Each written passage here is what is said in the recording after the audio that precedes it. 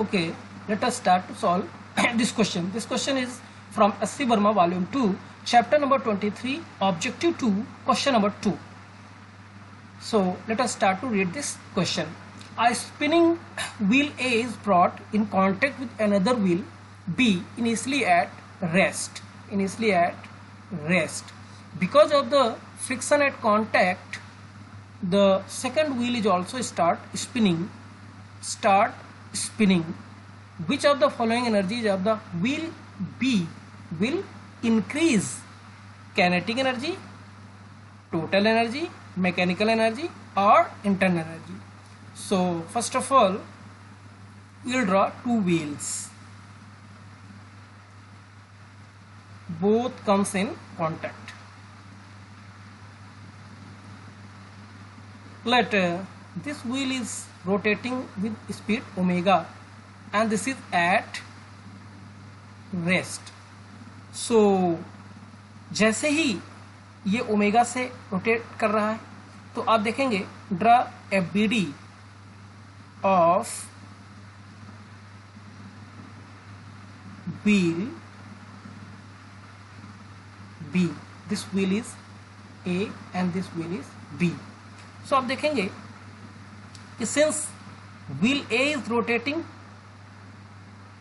clockwise with respect to B, this means B is rotating anti-clockwise with respect to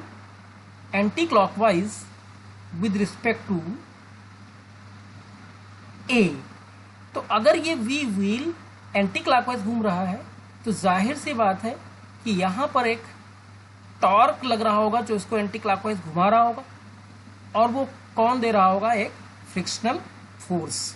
okay, तो अगर यहाँ पर frictional force आ गया तो जाहिर सी बात है यहाँ पर एक दूसरे से रिलेटिव स्लिपिंग हो रही.